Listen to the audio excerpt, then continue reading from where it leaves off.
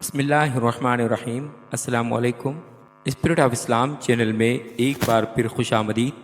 عزیز طلبہ، گزشتہ کلاس میں ہم نے فیڈرل بورڈ کی جماعت نحم کی اسلامیات کی نئی کتاب کے لیکچرز کے حوالے سے کتاب میں موجود باب اول قرآن مجید و احادیث نبوی صلی اللہ علیہ وآلہ وسلم کے سبق احادیث نبوی کی بلند خوانی یعنی ریڈنگ کی تھی اور اسے آسان الفاظ میں سمجھا تھا۔ آج کے اس لیکچر میں اس سبق کے کثیر الانتخابی سوالات یعنی MCQs، مختصر سوالات کے جوابات اور تفصیلی سوالات کے جوابات کو سمجھیں گے۔ اگر آپ نے اس سبق کی پچھلی ویڈیوز نہیں دیکھی تو اس کا لنک آپ کو ڈسکرپشن میں مل جائے گا۔ آپ اس لیکچر کو دیکھ لیں گے تو آپ کو سوالات کے جوابات کو سمجھنے میں آسانی ہوگی۔ اس سے پہلے کہ سبق کا آغاز کریں، اگر آپ نے ہمارا channel spirit of Islam subscribe نہیں کیا تو چینل کو سبسکرائب کر لیجئے، ویڈیو کو شیئر کیجئے اور ساتھ لگے بیل آئیکن کو بھی دبا لیجئے تاکہ آپ کو آئندہ بھی اس طرح کی ویڈیوز کا نوٹیفیکیشن ملتا رہے۔ تو چلیے چلتے ہیں سبق کی طرف۔ سب سے پہلے ہے کثیر انتخابی سوالات یعنی MCQs۔ پہلا سوال ہے مناسب ترین جواب پر ٹک کا نشان لگائیں۔ یہ کثیر الانتخابی سوالات ہیں جن میں 4 آپشن دیے جاتے ہیں اور درست آپشن کا چناؤ کر کے جواب کو ٹک کرنا ہوتا ہے۔ پہلا سوال ہے ایمان کے لحاظ سے کامل ترین وہ لوگ ہیں جو آپشن الف پیدائشی مسلمان ہیں، آپشن ب مالدار ہیں، آپشن جیم علم والے ہیں، آپشن دال اخلاق حسنہ سے آراستہ ہیں۔ اس کا درست جواب ہے آپشن دال اخلاق حسنہ سے آراستہ ہیں۔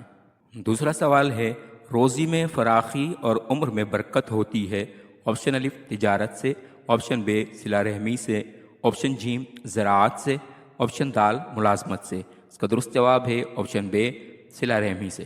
تیسرا سوال ہے معاشرتی بے راہ روی سے بچنے کا بہترین طریقہ کیا ہے، آپشن الف زکوٰۃ، آپشن ب حیا، آپشن جیم صلہ رحمی، آپشن دال محنت۔ اس کا درست جواب ہے آپشن ب حیا۔ اس کے بعد سوال ہے نفع بخش علم کا سب سے بڑا فائدہ کیا ہے، آپشن الف اچھی ملازمت، آپشن ب مال و دولت، آپشن جیم اللہ کی معرفت، آپشن دال عزت و شہرت۔ اس کا درست جواب ہے آپشن جیم اللہ کی معرفت۔ پانچواں سوال ہے حدیث نبوی صلی اللہ علیہ وآلہ وسلم کے مطابق کوئی مسلمان کسی دوسرے کی چیز نہ لے، آپشن الف پوچھ کر، آپشن ب بتا کر، آپشن جیم ہنسی مذاق سے، آپشن دال خرید کر۔ اس کا درست جواب ہے آپشن جیم ہنسی مذاق سے۔ عزیز طلبہ، اس کے بعد چلتے ہیں اگلے سوال کی طرف۔ سوال نمبر 2، درج ذیل سوالات کے مختصر جواب تحریر کریں۔ پہلا سوال ہے حدیث کی تعریف کریں۔ اس کے جواب میں ہیڈنگ دیں گے لغوی معنی۔ حدیث کا لغوی معنی کوئی نئی بات کرنا، کوئی خبر یا کوئی بیان وغیرہ کے ہیں۔ اس کے بعد ہیڈنگ دیں گے اصطلاحی معنی۔ رسول اللہ صلی اللہ علیہ وآلہ وسلم کے اقوال و افعال کو حدیث کہتے ہیں۔ دوسرا سوال ہے حدیث کی اقسام بیان کریں۔ سب سے پہلے ہیڈنگ دیں گے حدیث کی اقسام، اس کے بعد لکھیں گے حدیث کی 3 اقسام ہیں۔ نمبر 1 حدیث قولی، نمبر 2 حدیث فعلی، نمبر 3 حدیث تقریری۔ اب اس کی تفصیل میں سب سے پہلے حدیث قولی، وہ تمام تر روایات جن میں نبی کریم صلی اللہ علیہ وآلہ وسلم نے کسی کام کے کرنے کا حکم دیا ہو، قولی حدیث کہلاتی ہے۔ نمبر 2 حدیث فعلی، ایسی روایات جن میں نبی کریم صلی اللہ علیہ وآلہ وسلم کے فعل کا تذکرہ ہو، حدیث فعلی کہلاتی ہے۔ نمبر 3 حدیث تقریری، ایسی روایت جس میں رسول اکرم صلی اللہ علیہ وآلہ وسلم کے صحابہ کا وہ عمل درج ہو جو آپ صلی اللہ علیہ وآلہ وسلم کے سامنے کیا گیا ہو اور آپ صلی اللہ علیہ وآلہ وسلم نے اس سے منع نہ فرمایا ہو، حدیث تقریری کہلاتی ہے۔ تیسرا سوال ہے حیا اور ایمان کا آپس میں کیا تعلق ہے۔ اس کا جواب ہے حیا کو ایمان کا حصہ کہا گیا ہے۔ ایمان کے نتیجے میں جو صفات بندہ مومن میں پیدا ہوتی ہیں ان میں حیا ایک لازمی صفت ہے۔ ایمان کی طرح حیا بھی ایک حص ہے کہ جسے اگر بڑھایا جائے تو انسان گناہ میں ملوث ہونے سے باز رہتا ہے۔ چوتھا سوال ہے حدیث کی روشنی میں کن 3 چیزوں کی دعا مانگنے کی تلقین کی گئی ہے۔ اس کا جواب ہے اس میں حدیث لکھیں گے عربی کے اندر اللہم انی اسألک علما نافعا ورزقا طیبا وعملا متقبلا۔ یہ سنن ابن ماجہ کی حدیث نمبر 925 ہے۔ اس کا ترجمہ ہے اے اللہ میں تجھ سے نفع بخش علم، پاکیزہ روزی اور مقبول عمل کا سوال کرتا ہوں۔ اس کا مفہوم ہے کہ اس حدیث مبارکہ میں نبی کریم صلی اللہ علیہ وآلہ وسلم نے 3 بہترین اعمال صالحہ کی تعلیم دی ہے جو اللہ تعالیٰ سے ہر مسلمان طلب کرے۔ ان میں ایک نفع بخش علم، دوسرا پاکیزہ روزی اور تیسرا مقبول عمل ہے۔ اس کے بعد سوال ہے اسلامی اصطلاح میں تقویٰ سے کیا مراد ہے؟ اس کا جواب ہے تقویٰ کا مطلب پرہیزگاری، خشیت الہی ہے، یعنی اللہ تعالیٰ نے جن کاموں کو کرنے کا حکم دیا ہے ان کو اختیار کیا جائے اور جن کاموں سے منع کیا ہے ان سے باز رہا جائے۔ عزیز طلبہ، اس کے بعد چلتے ہیں سبق کے تفصیلی سوالات کی جوابات کی طرف۔ سوال نمبر 3، درج ذیل سوالات کے تفصیلی جواب تحریر کریں۔ پہلا سوال ہے حدیث کی دینی حیثیت اور اہمیت بیان کریں۔ اس کے جواب میں سب سے پہلے ہیڈنگ دیں گے حدیث کی اہمیت اور اس کی دینی حیثیت۔ جس طرح قرآن کریم ہمارے لیے حجت ہے، اسی طرح حدیث بھی حجت ہے۔ قرآن مجید کی روح سے رسول اکرم صلی اللہ علیہ وآلہ وسلم کی اطاعت فرض ہے۔ قرآن کریم ایک اصولی کتاب ہے، اس کا کام اصول و کلیات بیان کرنا ہے اور اس کی جزیات ہمیں رسول کریم صلی اللہ علیہ وآلہ وسلم کی احادیث سے ملتی ہیں، جنہیں حضرت عائشہ صدیقہ رضی اللہ تعالیٰ عنہا نے مجسم قرآن فرمایا ہے۔ اسے ہم یوں دیکھ سکتے ہیں کہ قرآن مجید اقیم الصلاۃ، نماز قائم کرنے کا حکم دیتا ہے اور 5 نمازوں کے اوقات، عدد رکعات، قرات و تسبیحات اور دیگر امور کی تفصیلات ہمیں حدیث رسول صلی اللہ علیہ وآلہ وسلم سے ملتی ہے۔ زکوٰۃ کے سلسلے میں وآتوا الزکاۃ فرمایا ہے، حج کو فرض قرار ٹھہرا کر صرف للہ وللناس حج البیت کی صدا دیتا ہے۔ ان سب فرائض و مناسک کی ادائیگی کا طریقہ ہمیں رسول اللہ صلی اللہ علیہ وآلہ وسلم نے بتایا ہے۔ نمبر 1، اطاعت رسول صلی اللہ علیہ وآلہ وسلم فرض ہے۔ اللہ تعالیٰ نے اہل ایمان سے مخاطب ہو کر جہاں اپنی اطاعت کو لازم قرار دیا ہے، اپنے پیارے نبی کریم صلی اللہ علیہ وآلہ وسلم کی اطاعت بھی لازم قرار دی۔ اس لیے اگر کوئی قرآن مجید پر ایمان رکھے مگر حدیث کا انکار کر دے تو یہ حکم الہی سے روگردانی ہے۔ ارشاد باری تعالیٰ ہے یا ایھا الذین آمنوا اطیعوا اللہ واطیعوا الرسول، یہ سورۃ النساء کی آیت نمبر 59 ہے، جس کا ترجمہ ہے اے ایمان والو، اللہ کی اطاعت کرو اور اس کے رسول خاتم النبیین صلی اللہ علیہ وآلہ وسلم کی اطاعت کرو۔ نمبر 2، اسوہ رسول صلی اللہ علیہ وآلہ وسلم امت کے لیے ذریعہ رہنمائی۔ ارشاد باری تعالیٰ ہے لقد کان لکم فی رسول اللہ اسوۃ حسنہ، یہ سورۃ الاحزاب کی آیت نمبر 21 ہے، جس کا ترجمہ ہے یقیناً تمہارے لیے اللہ کے رسول خاتم النبیین صلی اللہ علیہ وآلہ وسلم کی ذات مبارکہ میں بہترین نمونہ ہے۔ قرآن کریم کی عملی تفسیر سیرت مصطفیٰ صلی اللہ علیہ وآلہ وسلم میں ہے۔ مسلمان کو ہر معاملے میں رہنمائی اسوہ رسول صلی اللہ علیہ وآلہ وسلم سے ملتی ہے۔ نمبر 3، اتباع رسول صلی اللہ علیہ وآلہ وسلم ایمان کی نشانی۔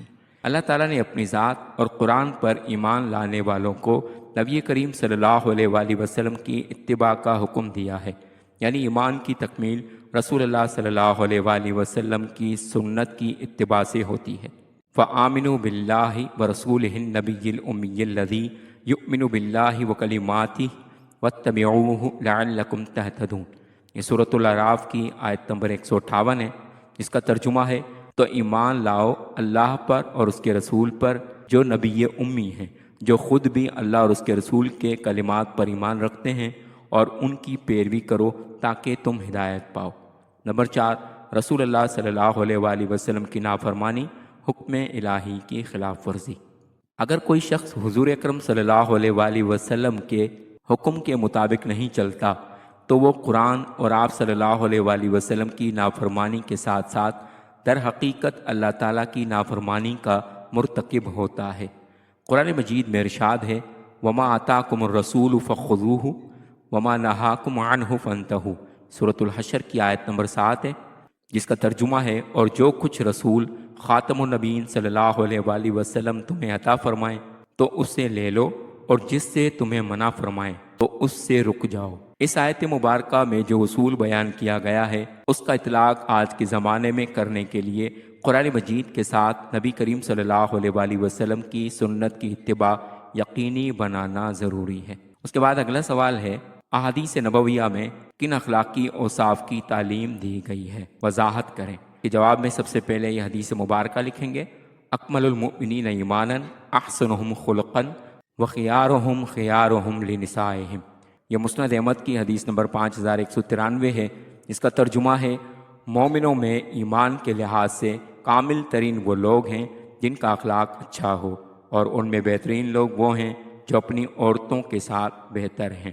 اخلاق خلق کی جمع ہے، جس کے معنی عادات و اطوار اور زندگی گزارنے کے طور طریقے ہیں۔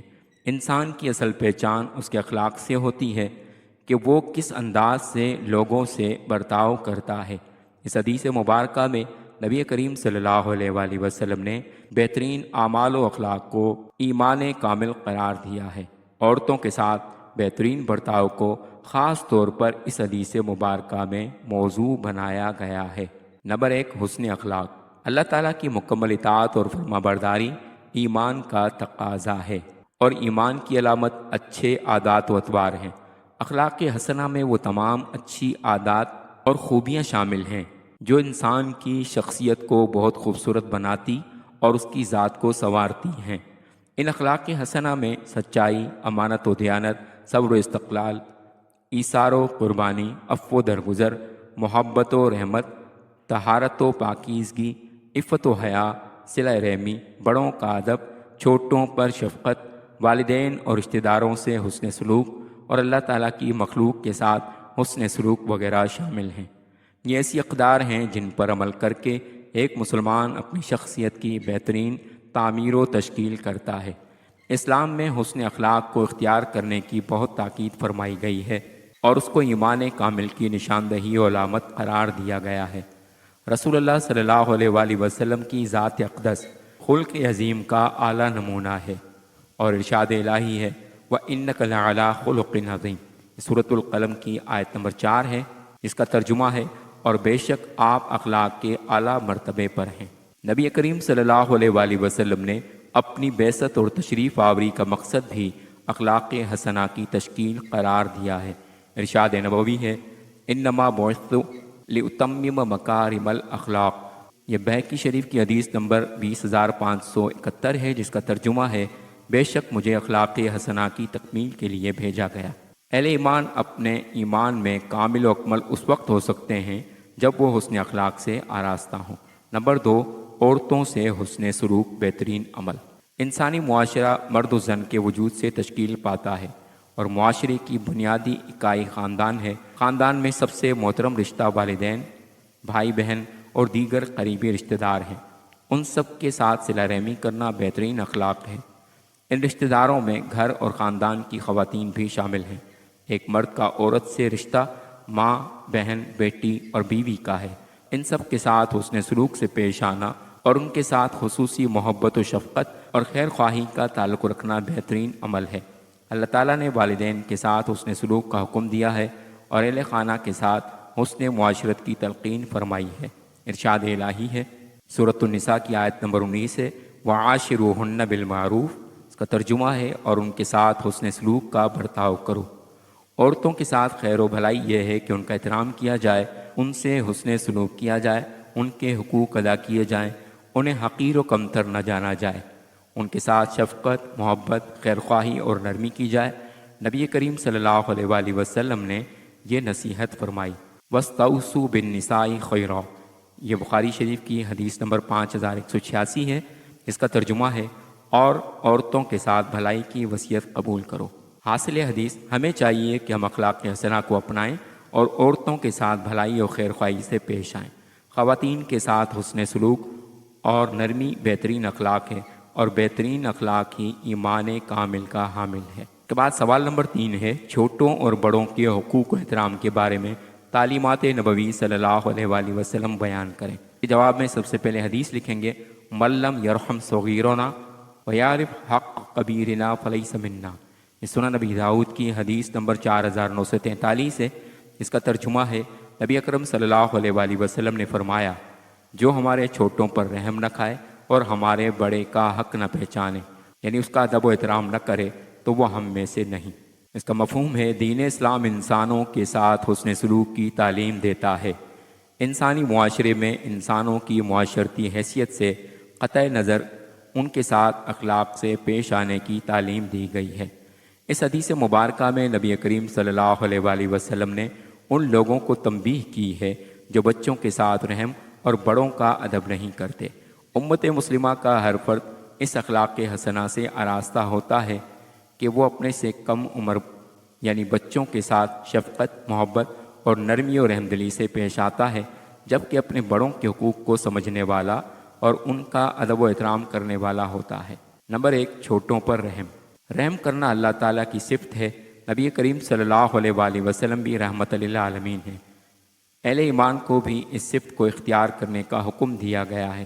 بچوں کے ساتھ رحم کا معاملہ کرنے سے مراد یہ ہے کہ ان کے ساتھ ہمیشہ شفقت کے ساتھ پیش آیا جائے، ان کے ساتھ نرمی کی جائے اور ان سے کوئی غلطی یا خطا ہو جائے تو عفو درگزر سے کام لیا جائے۔ نمبر 2، بڑوں کا احترام۔ انسانی معاشرے میں کچھ افراد عمر، عہدے اور علم کے لحاظ سے بڑے شمار کیے جاتے ہیں۔ ان تینوں درجات کا احترام اور حق ادا کرنے اور ان کو سمجھنے کی تلقین کی گئی ہے۔ عمر میں بڑے افراد سے مراد والدین، بڑے بہن بھائی، عزیز رشتہ دار، اساتذہ اور دیگر افراد شامل ہیں۔ ان سب کی تعظیم و احترام اور اکرام ضروری ہے۔ بڑوں کے احترام میں یہ بات بھی شامل ہے کہ ان کی نصیحت سنی جائے، ان کی خدمت کی جائے۔ حاصل حدیث، اس حدیث میں یہ تعلیم دی گئی ہے کہ اہل ایمان کی خوبی یہ ہے کہ وہ اپنے چھوٹوں یعنی بچوں کے ساتھ رحمت و شفقت سے پیش آتے ہیں، ان کے ساتھ نرمی اور محبت کا سلوک کرتے ہیں، اور اسی طرح بچوں کو بھی یہ ادب سکھانا ضروری ہے کہ جو عمر، علم اور عہدے میں ہمارے بڑے ہیں ان کی قدر و منزلت پہچانیں اور ان کا ادب و احترام کریں۔ جو معاشرہ اپنے چھوٹوں کے ساتھ شفقت، محبت اور رحم و کرم کا سلوک کرتا ہے، اس معاشرے کے بچے اپنے بڑوں کا ادب و احترام کرتے ہیں، اور یہی قدریں کسی فلاحی معاشرے کی بنیاد ہیں۔ اس کے بعد سوال نمبر 4 ہے، رزق حلال کے طلب اور حصول کے بارے میں رسول اللہ صلی اللہ علیہ وآلہ وسلم نے کیا تعلیمات دی ہیں؟ مفصل لکھیں۔ اس کے جواب میں سب سے پہلے حدیث لکھی جائے گی، ایھا الناس اتقوا اللہ واجملوا فی الطلب فان نفسا لن تموت حتی تستوفی رزقها وان ابص عنها فاتقوا اللہ واجلسوا فی الطلب خذوا ما حل ودعوا ما حرم۔ سنن ابن ماجہ کی حدیث نمبر 2144 ہے، جس کا ترجمہ ہے، اے لوگو، اللہ سے ڈرو اور اچھے طریقے سے اعتدال کے ساتھ روزی طلب کرو، کیونکہ کوئی انسان اپنا رزق پورا کیے بغیر نہیں مرے گا، اگرچہ اس رزق کے حصول میں دیر ہو جائے۔ چنانچہ اللہ سے ڈرو اور اچھے طریقے سے روزی طلب کرو، جو حلال ہے وہ لے لو، جو حرام ہے وہ چھوڑ دو۔ اس کا مفہوم ہے، اس حدیث مبارکہ میں درج ذیل امور کی تعلیم دی گئی ہے۔ نمبر 1، تقوی۔ نمبر 2، روزی کی طلب میں اعتدال۔ نمبر 3، رازق اللہ تعالیٰ کی ذات ہے۔ نمبر 4، حلال کو لینا اور حرام کو چھوڑ دینا۔ تقوی کا مطلب پرہیزگاری، خشیت الہی ہے، یعنی اللہ تعالیٰ نے جن کاموں کو کرنے کا حکم دیا ہے ان کو اختیار کیا جائے، اور جن کاموں سے منع کیا ہے ان سے باز رہا جائے۔ اللہ تعالیٰ نے ہی یہ کائنات پیدا کی ہے۔ اس کائنات میں جس قدر مخلوق کی خداوندی ہے، ان سب کو اللہ تعالیٰ رزق عطا کرتا ہے۔ اللہ تعالیٰ ہی نے انسانوں کے لیے رزق مقرر کر دیا ہے۔ رازق وہی ہے، ارشاد الہی ہے، قل ان ربی یبسط الرزق لمن یشاء من عبادہ ویقدر لہ وما انفقتم من شیء فہو یخلقہ وہو خیر الرازقین۔ سورۃ السبا کی آیت نمبر 39 ہے۔ اس کا ترجمہ ہے، آپ خاتم النبیین صلی اللہ علیہ وآلہ وسلم فرما دیجئے، بے شک میرا رب جس کے لیے چاہتا ہے رزق کشادہ فرماتا ہے اپنے بندوں میں سے، اور تنگ کرتا ہے جس کے لیے چاہے، اور جو بھی چیز تم خرچ کرتے ہو تو وہ اس کی جگہ اور عطا فرماتا ہے، اور بہترین رزق دینے والا ہے۔ رزق ایک ایسی نعمت ہے و ذمہ اللہ تعالیٰ نے اپنے پاس رکھا ہے۔ کچھ لوگ توکل اور یقین کی کمی کا شکار ہو کر قبل از وقت ضرورت سے زائد طلب کرنے یا لالچ کا شکار ہو کر ناجائز و حرام ذرائع کے استعمال سے اپنا حلال رزق بھی حرام کر لیتے ہیں۔ اسی لیے نبی کریم صلی اللہ علیہ وآلہ وسلم نے فرمایا، رزق طلب کرنے میں اعتدال سے کام لیا جائے، رزق حلال کے حصول کی محنت کی جائے اور حرام سے اپنے آپ کو بچایا جائے۔ دین اسلام نے حلال و حرام کو بالکل واضح فرما دیا ہے۔ اہل ایمان کو حکم دیا گیا ہے کہ وہ حلال اور طیب رزق حاصل کریں، حرام اور ناپاک چیزوں سے اجتناب کریں۔ ارشاد الہی ہے، ایھا الناس کلوا مما فی الارض حلالا طیبا ولا تتبعوا خطوات الشیطان انہ لکم عدو مبین۔ یہ سورۃ البقرہ کی آیت نمبر 168 ہے، جس کا ترجمہ ہے اے لوگو ان چیزوں میں سے کھاؤ جو زمین میں حلال اور پاکیزہ ہیں، اور شیطان کے نقش قدم کی پیروی نہ کرو، بے شک وہ تمہارا کھلا دشمن ہے۔ حاصل حدیث اس کا یہ ہے کہ اس حدیث مبارکہ سے یہ سبق حاصل ہوتا ہے کہ تقوی تمام نیک اعمال کی بنیاد ہے۔ رازق اللہ تعالیٰ ہے، جس کے مقدر میں کس قدر رزق لکھ دیا گیا ہے اس کو وہ ضرور عطا ہوگا۔ رزق کے طلب میں اعتدال کو اختیار کیا جائے، رزق میں حلال و طیب کو حاصل کیا جائے اور حرام سے باز رہا جائے۔ اللہ تعالیٰ اور اس کے رسول کریم صلی اللہ علیہ وآلہ وسلم کی تعلیمات کی پیروی ہی میں دنیا و آخرت کی بھلائی ہے۔ پانچواں سوال ہے صلہ رحمی کے بارے میں نبوی تعلیمات بیان کریں۔ کے جواب میں سب سے پہلے حدیث لکھیں گے من احب ان یبسط لہ فی رزقہ وینسأ لہ فی اثرہ فلیصل الرحمہ۔ یہ صحیح مسلم کی حدیث نمبر 2557 ہے، جس کا ترجمہ ہے جو اس بات کا خواہش مند ہو کہ اس کی روزی میں فراخی ہو اور اس کی عمر دراز کر دی جائے، اسے چاہیے کہ صلہ رحمی کیا کرے۔ کہ مفہوم میں بیان کرتے ہیں کہ نبی کریم صلی اللہ علیہ وآلہ وسلم نے اس حدیث مبارکہ میں صلہ رحمی کا حکم دیا ہے، اور جو صلہ رحمی کرے گا اللہ تعالیٰ اس کے رزق میں کشادگی اور فراخی پیدا کریں گے اور اس کی عمر دراز فرمائیں گے۔ نمبر 1، صلہ رحمی۔ صلہ رحمی اپنے رشتہ داروں کے ساتھ اچھے اور بہتر تعلقات قائم کرنا، آپس میں اتفاق و اتحاد سے رہنا، دکھ درد خوشی اور غم میں ایک دوسرے کے شانہ بشانہ چلنے کا نام ہے۔ اور قطع رحمی یہ ہے کہ رشتہ داروں کا خیال نہ رکھا جائے، ان کے حقوق پورے نہیں کیے جائیں، ان کی مدد نہیں کی جائے، یعنی اپنے رشتہ داروں سے ہر قسم کے تعلقات ختم کرنا۔ نبی کریم صلی اللہ علیہ وآلہ وسلم نے رشتوں کو توڑنے سے منع فرمایا۔ ایک شخص نے رسول اللہ صلی اللہ علیہ وآلہ وسلم سے عرض کیا، اے اللہ کے رسول صلی اللہ علیہ وآلہ وسلم، مجھے ایسا عمل بتائیے جس سے میں جنت میں داخل ہو جاؤں۔ نبی کریم صلی اللہ علیہ وآلہ وسلم نے فرمایا، تعبد اللہ لا تشرک بہ شیئا ولا تقیم الصلاۃ وتؤتی الزکاۃ وتصل الرحم۔ یہ صحیح بخاری کی حدیث نمبر 5983 ہے، جس کا ترجمہ ہے اللہ کی عبادت کرو، اس کے ساتھ کسی کو شریک نہ بناؤ، نماز قائم کرو، زکوٰۃ دو اور رشتہ داروں کے ساتھ حسن سلوک کرو۔ صلہ رحمی کا شمار بھی ان اعمال میں ہے جو انسان کو جنت کا مستحق بناتے ہیں۔ قطع رحمی کرنے والا جنت سے محروم رہے گا۔ حاصل حدیث، صلہ رحمی یعنی رشتہ داروں کے حقوق ادا کرنے سے اللہ تعالیٰ عمر اور رزق میں برکت دیتا ہے۔ رشتہ دار بھی اس شخص کے حسن سلوک کی وجہ سے اس کے لیے خیرخواہی کے جذبات رکھتے ہیں، اس کے لیے دعا کرتے ہیں، جس سے اللہ تعالیٰ اس کے رزق میں اضافہ کرتا ہے اور اس کو تندرستی اور صحت کی نعمتیں عطا کرتا ہے۔ چھٹا سوال ہے گناہ کبیرہ میں کون سے گناہ شامل ہیں، ان سے کیسے بچا جائے، بیان کریں۔ اس کے جواب میں سب سے پہلے حدیث لکھیں گے عن النبی صلی اللہ علیہ وسلم فی الکبائر قال الشرک باللہ وعقوق الوالدین وقتل النفس وقول الزور۔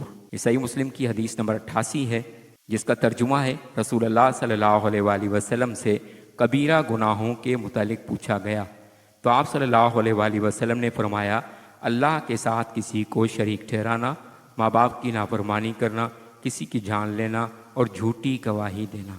کبائر کے معنی ہیں بڑے۔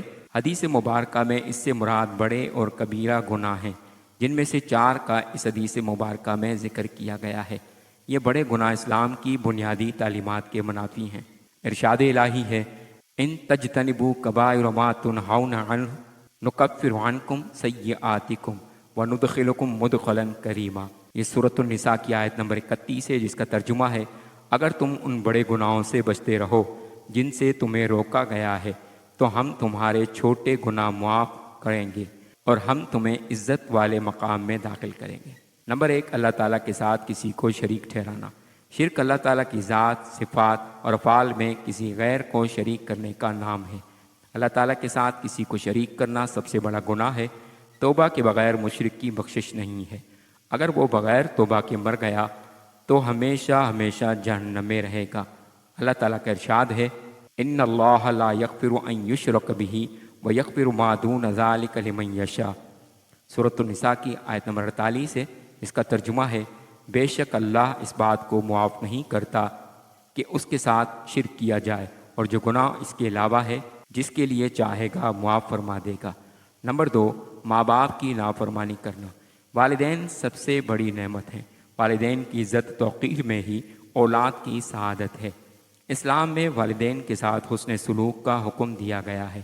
اللہ تعالیٰ کا ارشاد ہے وَقَضَىٰ رَبُّكَ أَلَّا تَعْبُدُوا إِلَّا إِيَّاهُ وَبِالْوَالِدَيْنِ إِحْسَانًا إِمَّا يَبْلُغُنَّ عِندَكَ الْكِبَرَ أَحَدُهُمَا أَوْ كِلَاهُمَا فَلَا تَقُل لَّهُمَا أُفٍّ وَلَا تَنْهَرْهُمَا وَقُل لَّهُمَا قَوْلًا كَرِيمًا۔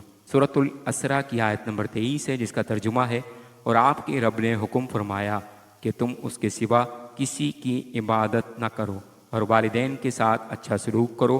اگر تمہارے سامنے بڑھاپے کو پہنچ جائیں ان میں سے کوئی ایک یا دونوں تو انہیں اف تک نہ کہنا اور نہ انہیں جھڑکنا اور ان سے ادب سے بات کرنا۔ والدین قابل احترام ہیں، اس لیے والدین کی نافرمانی سخت گناہ ہے۔ وہ بہت بد نصیب ہے جو اپنے والد کی بد دعا لے۔ نمبر 3، کسی کی جان لینا۔ جان و مال کی حفاظت دین اسلام کی بنیادی تعلیمات میں سے ہے۔ انسانی جان بہت ہی محترم ہے۔ کسی بھی انسان کا ناحق قتل کبیرہ گناہ ہے۔ ارشاد الہی ہے وَلَا تَقْتُلُوا النَّفْسَ الَّتِي حَرَّمَ اللَّهُ إِلَّا بِالْحَقِّ۔ یہ سورۃ الانعام کی آیت نمبر 151 ہے، جس کا ترجمہ ہے اور ناحق اس جان کو قتل نہ کرو جسے قتل کرنا اللہ نے حرام ٹھہرایا ہے۔ نمبر 4، جھوٹی گواہی۔ جھوٹ بولنا بہت بڑی برائی ہے۔ اللہ تعالیٰ نے جھوٹے شخص پر لعنت کی ہے۔ جھوٹی گواہی دینا اور جھوٹی گواہی سے کسی مسلمان کا مال، عزت یا جان کو نقصان پہنچانا کبیرہ گناہ ہے۔ جھوٹی گواہی کی وجہ سے بہت سے لوگوں کے حقوق ضائع ہو جاتے ہیں۔ بہت سے معصوم بے گناہ لوگوں پر ظلم ہوتا ہے۔ بہت سے لوگوں کو وہ چیز مل جاتی ہے جس کے وہ حقدار نہیں۔ جھوٹی گواہی میں یہ بھی شامل ہے کہ کوئی شخص کسی نااہل کی سفارش کرے اور اسے مالی فائدہ پہنچانے کے لیے جھوٹی گواہی دے اور وہ یہ سمجھے کہ میں تو نیکی کر رہا ہوں، حالانکہ وہ جھوٹی گواہی دے کر کبیرہ گناہ کا ارتکاب کر رہا ہوتا ہے۔ رحمان کے سچے بندوں کی صفت بیان کرتے ہوئے اللہ تعالیٰ فرماتا ہے وَالَّذِينَ لَا يَشْهَدُونَ الزُّورَ۔ سورۃ الفرقان کی آیت نمبر 72 ہے، جس کا ترجمہ ہے اور وہ جھوٹی گواہی نہیں دیتے۔ حاصل حدیث، اس حدیث مبارکہ میں 4 بڑے گناہوں کا ذکر کر کے ہمیں ان سے بچنے کا حکم دیا گیا ہے۔ ان کبیرہ گناہوں میں اللہ تعالیٰ کے ساتھ شرک کے علاوہ والدین کی نافرمانی، کسی کو ناحق قتل کرنا اور جھوٹی گواہی شامل ہیں۔ ان کبیرہ گناہوں سے اجتناب کا حکم دیا گیا ہے۔ مسلمانوں کی سعادت و بھلائی اسی میں ہے کہ وہ نبی کریم صلی اللہ علیہ وآلہ وسلم کی تعلیمات پر عمل پیرا ہوں تاکہ وہ دنیا و آخرت میں کامیاب ہو سکیں۔ عزیز طلبہ، اس کے بعد سوال نمبر 7 ہے احادیث نبویہ میں دی گئی تعلیمات میں آپ کن پر عمل کرتے ہیں؟ روزمرہ زندگی سے مثالیں دیں۔ کا جواب ہے احادیث نبوی کی تعلیمات پر ہر مسلمان کا عمل کرنا ضروری ہے۔ رسول اکرم صلی اللہ علیہ وآلہ وسلم کی جو تعلیمات ہیں، اگر ہم اس پر پوری طرح عمل کریں اور اس کے پیچھے فلسفے کو سمجھنے کی کوشش کریں تو پھر کسی کے حقوق پامال نہیں ہوں گے اور ایک پرامن معاشرہ تشکیل پائے گا۔ مسلمانوں کی سعادت و بھلائی اسی میں ہے کہ وہ نبی کریم صلی اللہ علیہ وآلہ وسلم کی تعلیمات پر عمل پیرا ہوں تاکہ دنیا و آخرت میں کامیاب ہو سکیں۔ مثالیں: نمبر 1، حسن اخلاق۔ اخلاق حسنہ میں وہ تمام اچھی عادات اور خوبیاں شامل ہیں جو انسان کی شخصیت کو بہت خوبصورت بناتی اور اس کی ذات کو سنوارتی ہیں۔ اور اخلاق حسنہ میں سچائی، امانت و دیانت، صبر و استقلال، ایثار و قربانی، عفو و درگزر، محبت و رحمت، طہارت و پاکیزگی، عفت و حیا، صلہ رحمی، بڑوں کا ادب، چھوٹوں پر شفقت، والدین اور رشتہ داروں سے حسن سلوک اور اللہ تعالیٰ کی مخلوق کے ساتھ حسن سلوک وغیرہ شامل ہیں۔ یہ ایسی اقدار ہیں جن پر عمل کر کے ایک مسلمان اپنی شخصیت کی بہترین تعمیر و تشکیل کرتا ہے۔ نمبر 2، عورتوں سے حسن سلوک، بہترین عمل۔ خاندان میں سب سے محترم رشتہ والدین، بھائی بہن اور دیگر قریبی رشتہ دار ہیں۔ ان سب کے ساتھ صلہ رحمی کرنا بہترین اخلاق ہے۔ ان رشتہ داروں میں گھر اور خاندان کی خواتین بھی شامل ہیں۔ ایک مرد کا عورت سے رشتہ ماں، بہن، بیٹی اور بیوی کا ہے۔ ان سب کے ساتھ حسن سلوک سے پیش آنا اور ان کے ساتھ خصوصی محبت و شفقت اور خیر خواہی کا تعلق رکھنا بہترین عمل ہے۔ نمبر 3، چھوٹوں پر رحم اور بڑوں کا احترام۔ اہل ایمان کی خوبی یہ ہے کہ وہ اپنے چھوٹوں یعنی بچوں کے ساتھ رحمت و شفقت سے پیش آتے ہیں، ان کے ساتھ نرمی اور محبت کا سلوک کرتے ہیں، اور اسی طرح بچوں کو بھی یہ ادب سکھانا ضروری ہے کہ جو عمر، علم اور عہدے میں ہمارے بڑے ہیں ان کی قدر و منزلت پہچانیں اور ان کا ادب و احترام کریں۔ جو معاشرہ اپنے چھوٹوں کے ساتھ شفقت و محبت اور رحم و کرم کا سلوک کرتا ہے، اس معاشرے کے بچے اپنے بڑوں کا ادب و احترام کرتے ہیں، اور یہی قدریں کسی فلاحی معاشرے کی بنیاد ہیں۔ نمبر 4، صلہ رحمی۔ صلہ رحمی اپنے رشتہ داروں کے ساتھ اچھے اور بہتر تعلقات قائم کرنا، آپس میں اتفاق و اتحاد سے رہنا، دکھ درد، خوشی اور غم میں ایک دوسرے کے شانہ بشانہ چلنے کا نام ہے۔ صلہ رحمی یعنی رشتہ داروں کے حقوق ادا کرنے سے اللہ تعالیٰ عمر اور رزق میں برکت دیتا ہے۔ نمبر 5، مال کی حرمت۔ جس طرح ایک مسلمان کی جان محترم ہے، اسی طرح اس کا مال بھی دوسرے مسلمان کے لیے جائز نہیں جب تک وہ خود اس کی اجازت نہ دے۔ ظلم و زیادتی، چوری، ڈکیتی، غصب اور حرام و ناجائز ذرائع سے مسلمان بھائی کے مال و جائیداد کو حاصل کرنے کو حرام قرار دیا گیا ہے۔ اسی طرح اسلام یہ اجازت نہیں دیتا کہ مسلمانوں کے علاوہ کسی دوسرے مذہب کے ماننے والوں کی جان و مال، عزت و آبرو کی پامالی کی جائے۔ کسی بھی مسلمان کی زمین، اس کے مال و متاع پر ناجائز تصرف و قبضہ کرنا حرام اور کبیرہ گناہ ہے۔ عزیز طلبہ، امید ہے کہ آپ کو آج کا لیکچر پسند آیا ہوگا۔ اگر آپ کو لیکچر پسند آیا تو چینل کو سبسکرائب کر لیجئے اور بیل آئیکن کو بھی دبا لیجئے تاکہ آپ کو آئندہ بھی اس طرح کے مزید لیکچرز ملتے رہیں۔ ملتے ہیں اگلے لیکچر میں، تب تک والسلام علیکم ورحمۃ اللہ وبرکاتہ۔